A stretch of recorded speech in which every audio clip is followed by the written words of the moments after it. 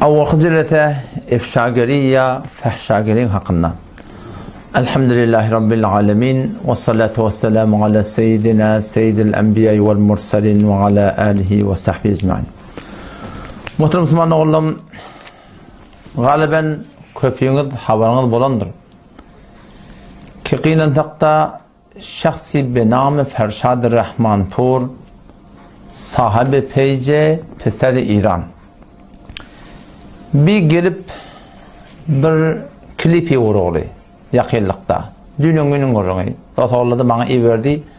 Fezai mezayide kullen pakş uğruğu. O şu klipi de gelip peyce takdir yok. Şaka deyip takdir yok var akı.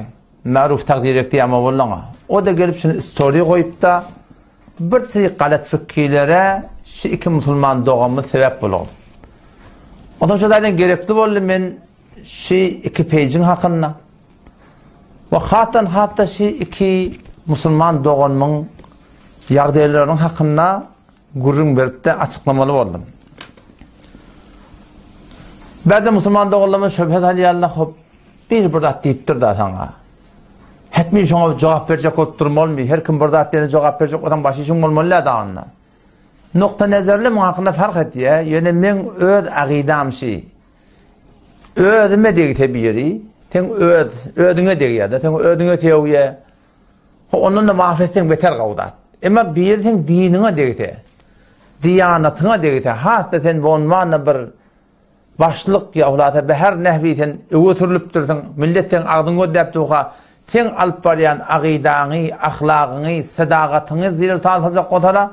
Eğer şu meselenin hakkında açıklama verilmese, şun ne yok var ya? Bedbiniye var ya. Hemşire hani ki, tarihin bir nesil olunca, bir zaman oğlum başı benderdi. Bir bana din vurup Türkmen burada yapmadı, hemen yağır etti diye de. Kulağım da derlek gitti şu an o kağıtlara da. Tomtuğun keplep, kulağım kuşu yapışıklı derlek giden o atta oldu. Zor keplepti, soraptı, keplepti, soraptı. Yağdadım mı elinden? Ama bir gün öyde, Tağıt gece 12 biz geleceğim bilen Anılveri'ye oturan vaktimiz bir yeni den oldu. Ben dedim yeni şok. O zaman ben geleceğim tehte İslam anlayıp bunu ketleme oturdum. Zınk gördüm kuşun ağlayık. 2 metre dağını kopacak var sonradan çıktı. O şu tağdan kepliyor ne mi diyen? Beyle şeyle. O zaman sonram şunu şu gördüğün o dönüğün yalak adamla her için fezai mezadida ama Allah'ın cevap verip bilmedi falan etmedi. Bunu mükavvala oturdu. Münazir ediptir. Om sporun bir galet fikirler dörötiyeli camiada. Om gerek bol ya. Om şurada ne emet ya? Ehli hak Müslüman doğullamız şunu piş etiyeli. Ne pıtadı falan deyiptir deyip. Om ehli hak Müslüman doğullamız başı hak bol ya. Şu tadı men yani aqidam şey ki öz şahsiyeti dinimize deyitele şun hakkında hetmin her bir şubhe cevap vermek gerek. Din iki rabben yıkılıyor. Şubahat bilen, şehavat bilen. Şehavat arkadaşı camada oluyorsun. Ne kadar fezai mecazide, fezai hakikide şehvetini, hiyalatını fasıl ettiğin rahatları ne kadar oturup dururlar. Oturuptan dini şubahat bilen yıkıyorlar. Şubaklayarlar, itimadı fîmâ ben selbet yerler, benisbeti İslam, benisbeti Kur'an, benisbeti din ve hattan hat benisbeti şahsiyetay dini itimat selb oluyor. Sonra khutbukot ne mi taraf? Dinden de tavuyar yani. Yani bir şuna meyleş vaktat bir gurun tapyadı da öydeki diye de Hafız Simon'un birkar oynakla diye de birkar oynakla sen zor tabut duruyor. Dik yatan aklaşılar. Yoksa ben sadece öğüt tertibimle manayla qada Allah Teala'nı övüp, Peygamberimizi övüp, cenneti övüp, cehennemi yamalap, namazdan, Kur'an'dan, silahlardan gurun öğretim edeyemem. Ama şöyle birkar oynakla bu da atlar yani men faalani kalıqdı. Ey besa şerri berengizet Xuda ki hayır madaran başa. O şunu men istatla var rahim kan hayır sebep oluyor yani. Ne mi sebep oluyor inşallah onda ödesin kine olarsınız. Men şu adamın bir cedid bahs başladım. Efşageriymiş edilip duran iş. Ağay Ferşad Rahmanpur Müslüman doğamız. Men bana ulan bir güler yüz oğlan, hoş beyan oğlan, tücdül oğlan, qava çıqlı aytiya meselelerini. Bir öd hitenine bağın bir İslam'a dine peydalı olacak olan. Ben için bir gurun neyse gurun eşitip hoşum gelip hatta Serdar Azim hakkında kepleyen gurunu Şol öz malakym özüni peýgamber sen kim bolýan? Men falany, sen filmin goýjakmyn diýip. Onşa turatyndan malak filmini goýup şöyle hakimde pejimde hatta kanalımda da koydum. O soram da sen şun menin kimligini tanıyamak evet o dotorlar aytla hafiz biz bilen uğurdaşta yavru dedi. Men bana acayip bir istedat başıma dedim. Sonra fulata şoför bana yeni bir salami verende ödyanın ödü qılıp inelekimin ifşagiri etjek. Men ne dedim elinden ayağından ne mi ayanma dedim. Ben tam da batırgıladım yok. Indi şöyle ifşagiri deyip bir başlandı adının biri bana ifşagiri diýmeýärler. Bana fahşagiri diýerler. Men näme diýip şu mejmuaň adyna we şu musulman dogamyň edip duran işine fahşagiri daqtym men Qur'andan şoňa delilim musulman dogan. Öwretdim inşallah şunu aýtyp bereýin. Adam şuna meňde satlar bar ha. Beter haqa aýtmaklyga, hakyň açylmaklygyna, hakyň aşkar bolmaklygyna nagdar mesailleň çözülmekine sebep bolýar musulman dogan. Emma musulman doganım Cenab-ı Ferşad Rahman pol musulman dogan men awalbasdan ödüňe bir iki netiqatym bar. Teşe istidadyň bilen gynantakda nagdar zatları sen ters düşünýärdi. Awal bir netiqat maşy, tenike Hudaý diýen, peýgamber diýen, din diýen, Qur'an diýen, musulman dogan. Önçe adam peýgambere meňdet. Ola ne derkem şunu? Imam Gazali rahmetullahi näme diýär? Her kim aýtýan kemine öde amyl bolmasa, adam şu wagt Hudaýa öde bolmalygyny ýürege bir şondan ne akıl düşýärdir.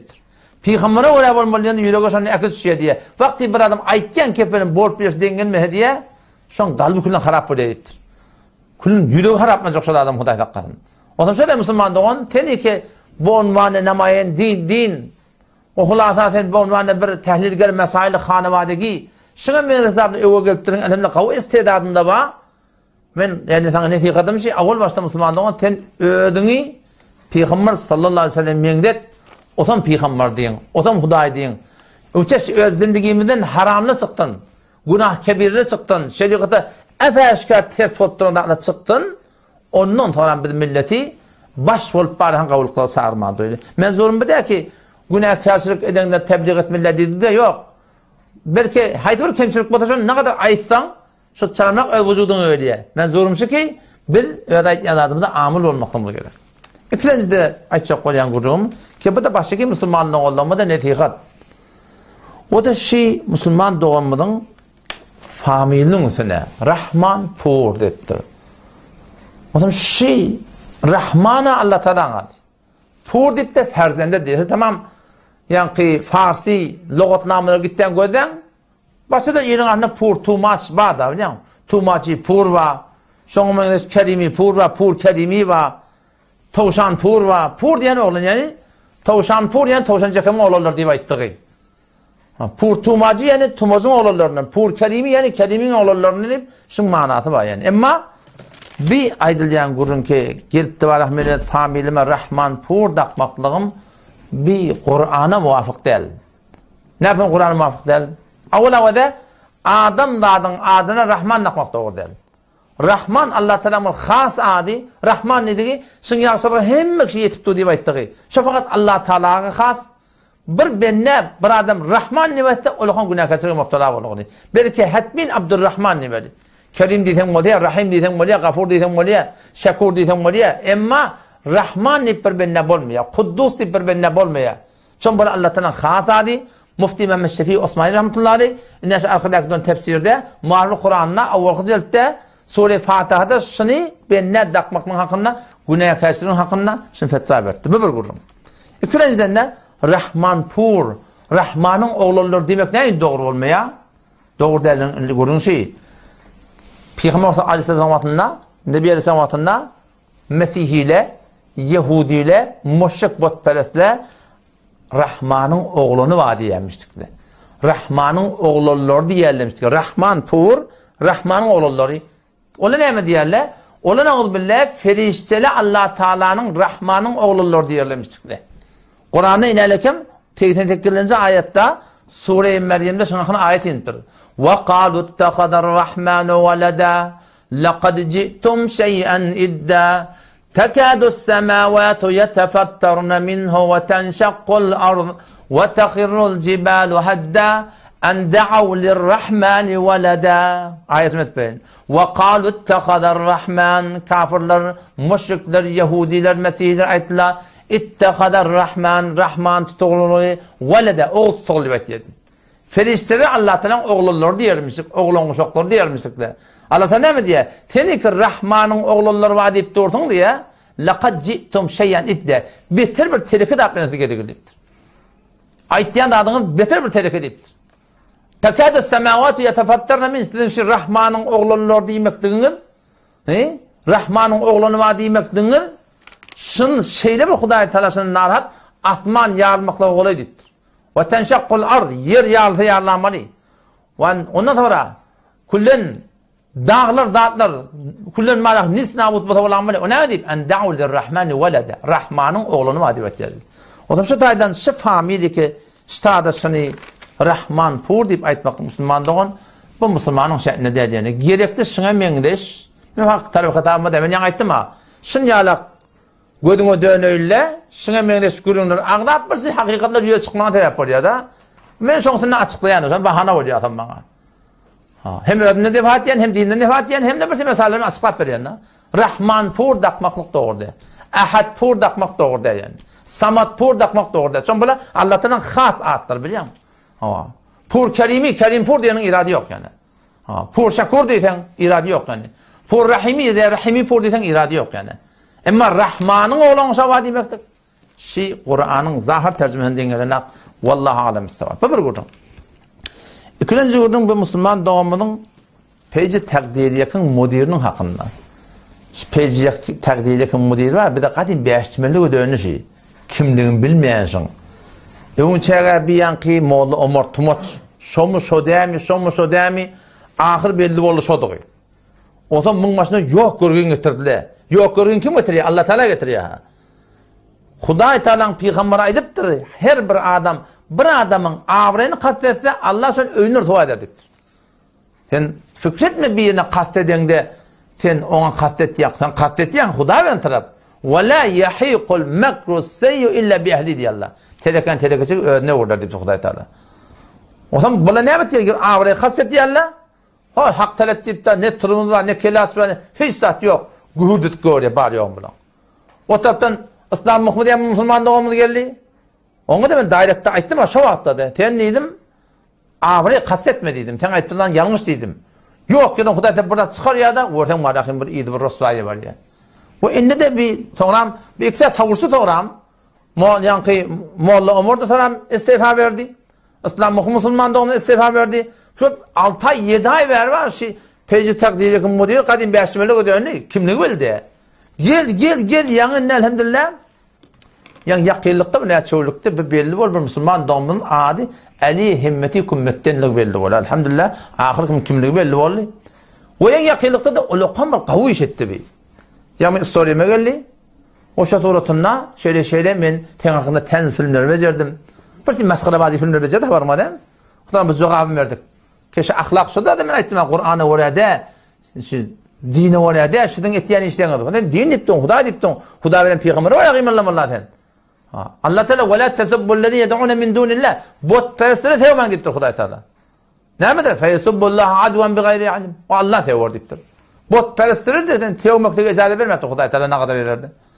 O hasret cahilleri var her bir adam her bir hükmün. Ama çok önemli malakım. Bu Müslüman doğumun yan edeni kavuş var. Nimetli geldi dairede şeyle men ten hakkında hulata şu tenzat becerdim, şu mırdatlar ettim. Men düşündüm ki İslam'a tersmiştik. Hanefi mezhebe tersmiştik.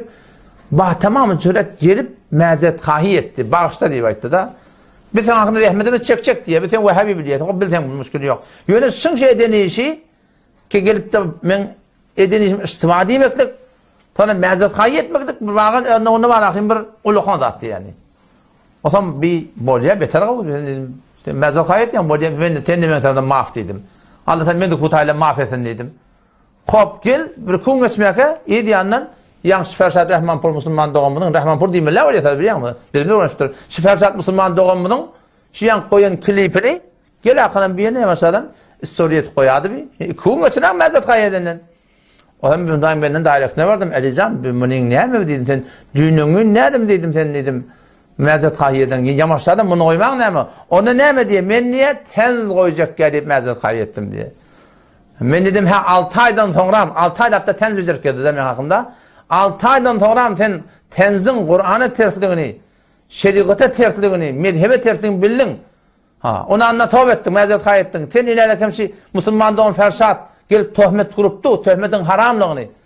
Zamada töhmetin yer etmekliğinin haramlığını, yalanın yer etmenin haramlığını hem bilen mı dedim. Ne mi deyiptir dedi. Falan deyiptir da dedim. Şu kefi yalan nasıl dedim. Gidiptir, tahkik ediptir. Bu arada yalan. Yine merdane giyedip, yine de o ayırdı sonra.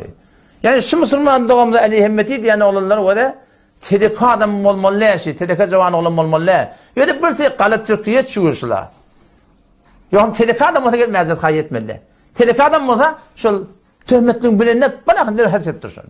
Öyle gelip ayette hasfettim dedim. Ben hop sen hasfettin dedim, hava dedim. Bu günahını ne hasfedecekten dedim. Neyden günahını ne yaparım hasfedecekten dedim. Hemen milletin ağzından töhmeti yayrattın. Ama Allah o şey deyiptir deyip. Ne kadar adamda muhtemelen yalan o şey. Bunun günahını ne yapmasın Müslüman'da on.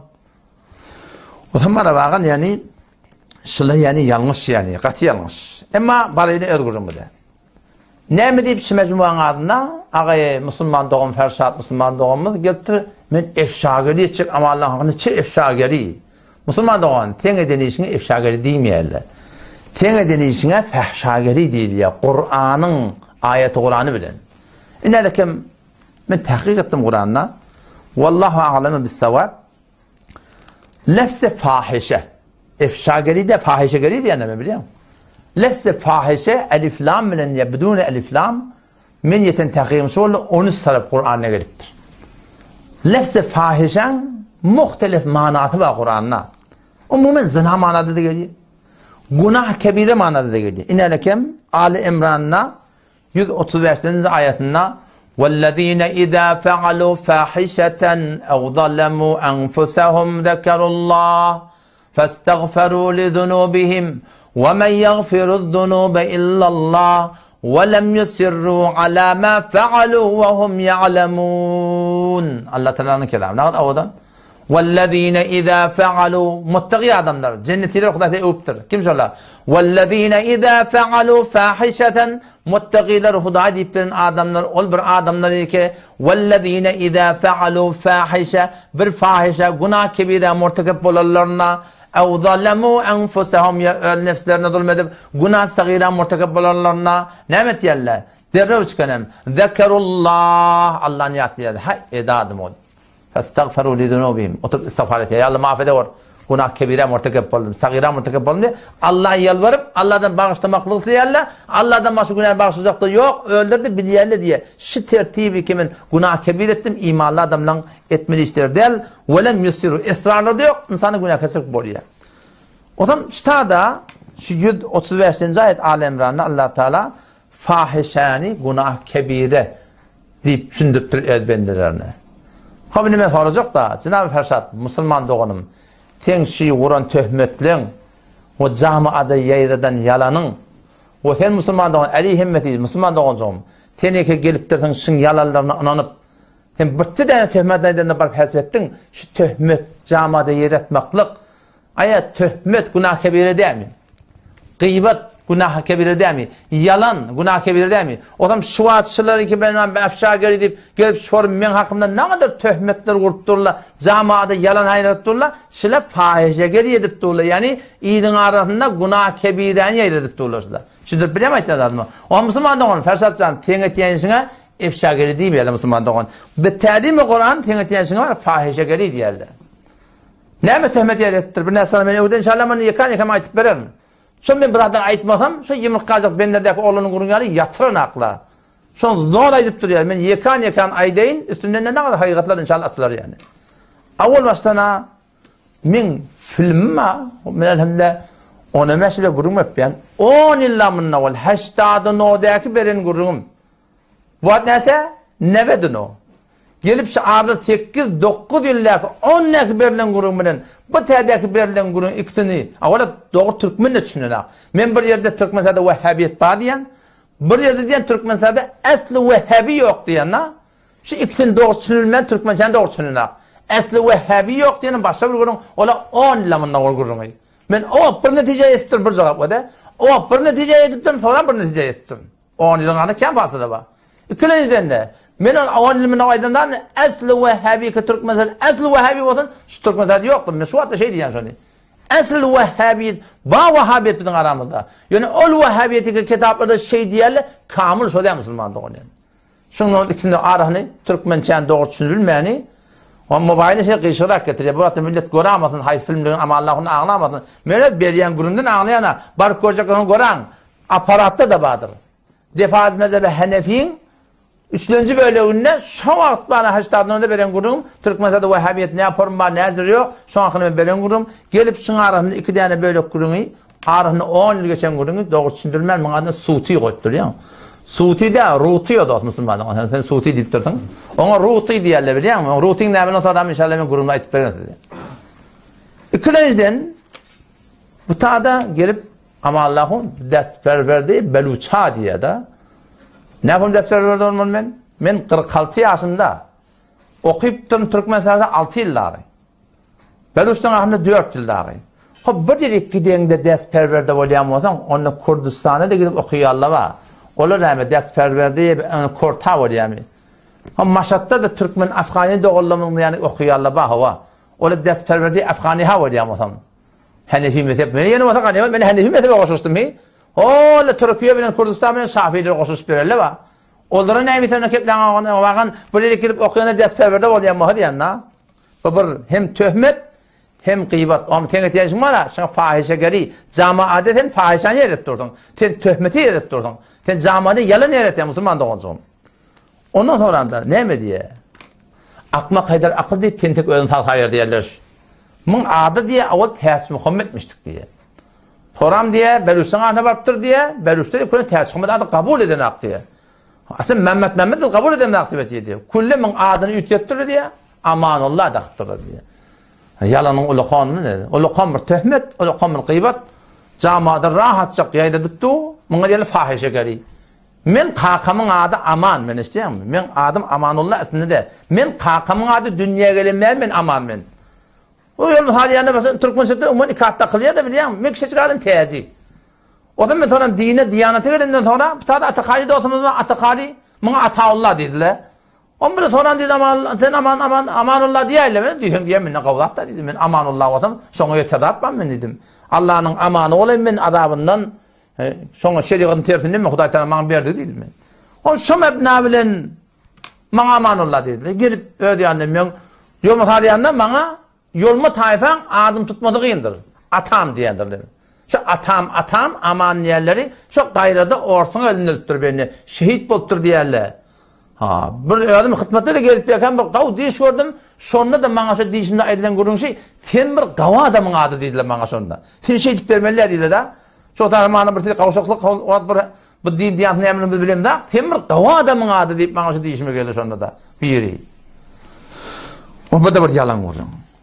Ondan sonra Beluç'ta Taş Mehmet'le kabul eden diye baba yalanın da bir uğru var ha. Mevlana Taş Mehmet Buzurgzade rahmetullahi aleyh men barıp salamış kaydan adam. Mevlana Muhammed Ömer Serbazi rahmetullahi aleyh. Mevlana Abdurrahman Çabahari Serbazi rahmetullahi aleyh. Şoloverne famil Mevlana Taş Mehmet Buzurgzade diye. Nerede Taş Mehmet sonra ahlı yok. Ya şu ne ben demurdum Ustad Muhti'den bir yerine. Şu hatta adam Taş Mehmet var mı? Bak nerede var İran şehirde Mevlana Taş Mehmet Buzurgzade bu da en son adına bağlıydı. Mevlana Gül Muhammed var. Beluç'tan adını diye Mehmet ne derin rivayeti diye de. Beluç'tan adını yine Mehmet var. O da Müslüman doğru. Fersatcan, ten şey edip duran için efşageri de. Ten camada fahişani, töhmeti edip durdun. Ten camada yalan edip durun. Müslüman doğru. Toram da ne mi diyor? Olukan kurun. Bir dururların ortturmu ne mi? Bunu diye buçatta diye Beluç'lardan bunu diye. İşleyen akbı diye. Ten ne bileyim ben işimi yerlemeyin. Sen ne bileyim ben sermaye mi işlep bilendir Allah'ı? Sen ben ne mi işlep bilen ben ne mi işin var? Sen ben ne mi işlep bilen ne mi işlep bilen ne mi haberin var? Müslüman da olsun. Şimdi sana yetiptir minden sonra gelip de var. Sen malakın çok ben ayağım sana maşin mi hava? Neyse bir itibarlığına sonra da böyle kömekleşik davadan var akıyım. Onunla demiyor şu an. Neyse bir itibarlığına sonra ihtimalı inerlekem borç çağırın ahırına pulun verip bilmeden tatbik eteyim ben bunu inşallah Teala. Heyran kalmadı. Ondan sonra da bir olukan vurun. Böyle heleleri vuruyor Allah diye. Acayip bir tat subhanallah. Heleleri vuruyor Allah falan et diye Allah. Baba, Gümüştepe'çile Menden qiňurda näme bol bilen abar gelemde. Zol helen böyle şey söylep direkt ektiyeş diye de. Men baba dedim ahir men heleymek istem dedim. Mecazı dini ektiyen dedim. Bir hanıvadır radi, bizden radi. Gelip şu forum camiada celve vermektik. Ondan sonra Allah'ın tam fikirinin birine biliyor. Mana Fersatcan, sen Avrupa İran'a gelsen, men de qiydimin daiti ba, ağaları ba. Şunla yehtekkin efendim bana yol mordu ne mordu? Atam şıl oğlan İran'a geldi oraya bir dağıtıya çekecek şimdi. Ne namusunu diye geçti? Ne mi diye?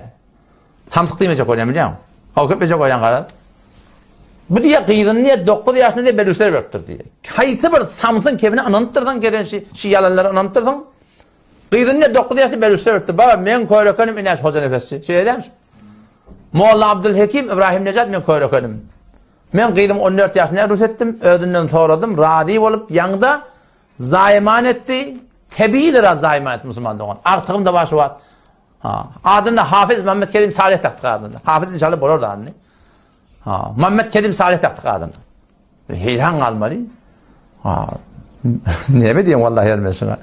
Bir dağıttıra itiye. Ondan sonra hecabı masal itiye gelip. Sen hetmin imanın teyadele. İnşallah kedin ayağın yoktu. Sen yokum imandan çıktın. Nikahdan çıktın. Göz cağalların kökönmeli falan yokum bir hayay biliye. Sevmeyecek koyan. Hicab diğerleri Hanefi mezhepte vel mer'atu ma'muretun bisitri veci an ecnebi. Hanefi mezhepte kitabı Reddül Muhtar'da geliyor. Denanılar memur, vacip denanan 4 yıl olmalı. Kadim yol Bukharan yollayan, kadim Bukharan adamlar ne edildi mi denanılar mı? 4 yıl ledi mi? Andan sağda koymurdular mı? Yaşmak etmerdi mi? Ola ne mi? Almandan getirin bula ya, Merrik'ten getirin şola. Şola din nimettirler da. Senin şol Vehhabi şinas ahullan şulardan ayırdılar. Türkmenin hayatının gitmekine şularda sebep oldu Müslüman'da onun. Girip hecabı maskar etiye.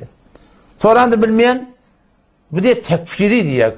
Yani lafzı tekfiri diye. Onun kafir diye. Birçem orada getiren ben birine kafir diyeyim.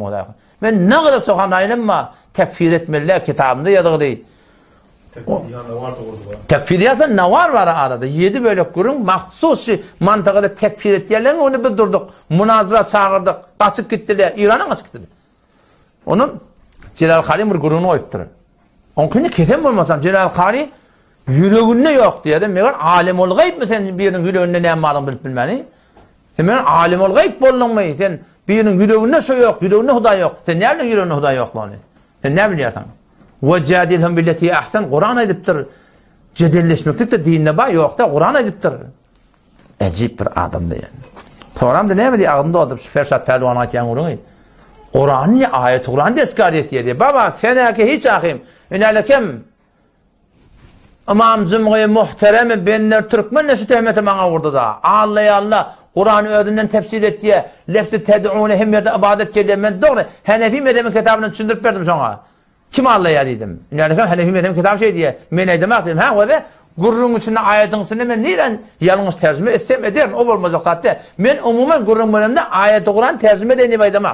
Men mefhumu kulluna ait. Yani ki yanlış amayınca Allah Teala'nın kelamda burada yanlışlıkla bulup da günahkar bulamam. Ayetin mefhumuna ait. Ben ayeti doğru tercüme edecek oturmak o tarafta doğru. Yanlışsam onun yok. Onun horamda amanullah harasi barman.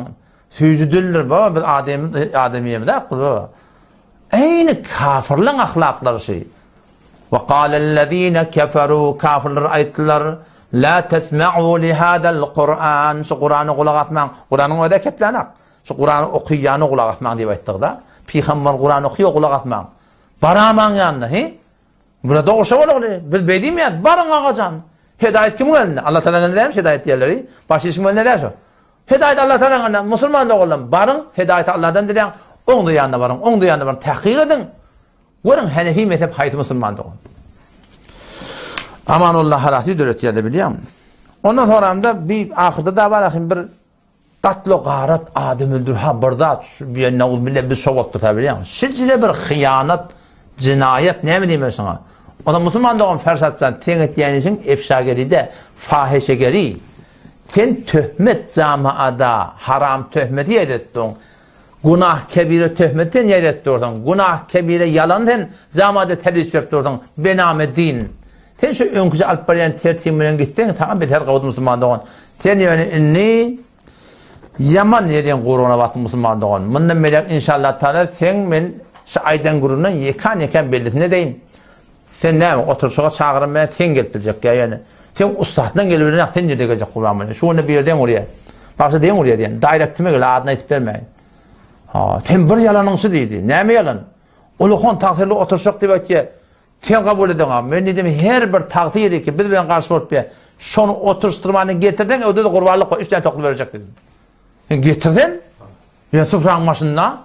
Ha, Toyğulcağın Tumus oturuşak deyiptir. Bar Toyğulcağın Tumus'un yanına. O men adamı ördüler Toyğulcağın yanına. Halaken baydurdulardan, akılan baydurdularından mena doğa olanım ma Ali Duğunçu diyorlar. Ali Can Başan yanına dedim. Şolarda şuforum gurunlar var dedim. On barıp aydıptır da sen oturuşak yanmın. Men oşa oturuşman teyar dedim. Hemen soğan ama Allah'a deyin yanına. Yo deyin olma deyiptir. Men kitabımı okuyup ölçsünler diyen o. Ha. Kulağına akma kaydar akıl deyip tentek ödün tayır diyorlar Müslüman da. Ondan sonra da yan kaydan gurun yadında olsun. Mene de olsun bir kadar sakkal bilen bana bardak değil de deyip kıyızma bardak değil de deyip dağıtka söyleyip vermeni iddiayı heysiyet etten biliyor. Sonra şu mesela ne var ya. Ne bıraktan hoşum gelen aklı orada. Ama oğlan taklap olmadı o. Tabi doğun kardeşler var taklap olmadı. Şu adışıma taklap olmadı. El çekin deyip.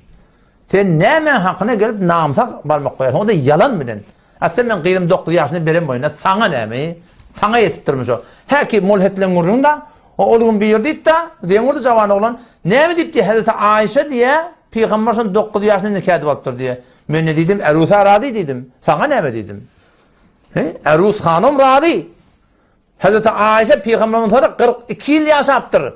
Erus hanım 42 yıl Peygamber'in yaşap ya bir tabar dedim ben şu 9 yaşında Peygamber'e verdiğim ettir. Sana ne mi dedim ben? Sana yetiptir mi? Men kıydım berem odan men kıydım radi. Gelden soran ödünler. Ayarlı olana den vurdun sen şey diyen 9 yaşında adamı sen radi mi di? Narda beni de olayla bir grup Müslüman da on. Xo'p inşallah Teala qalın gurun sonra yoşuş barar. Södün qıytqaşı. Fersatcan Müslüman da oncan. Sen şu öd hitende dehmetçek. Bir yanlışı ettin men çarem yoktan men açıklama verir. Yoxamsa ben de dak olanın malahim. Bir o ben de jak olana tomoşa olla soran bana. Men keplemek şeyle cevap verdi men keplemek. O taraftan ödü bağışla deyip SMS'i veriyor. O taraftan diyade hofuk diyen oraya. Sen men oğlanım kıssayala baba. Öyle tamam men muhabbet var oğlanlar men kaysım şey. Şıla adamla bilen bana fiziki hiç hareket etmeyen. Fiziki berhord etmeyen. Diyade diyen oruptu. Men oğlanım kıssayala vallahi billahi tallahi men haberim yok dedim. O şey dedim köşetti de men ne mi dedim. Bize kavarıyala var. Bir ihtiramiyet yerler kıssayala diyen oraya. Ha öyle da can yaktan ne mi? Burada etme olur ya. Men taraftan kayışı. Memre muhabbet ve adımlar şurada hiçbir fiziki hakik girmeyen yani. Açıklanan inşallah Teala. Allah hepimize tevfik versin. Vesselamu aleyküm ve rahmetullahi ve berekatuhu.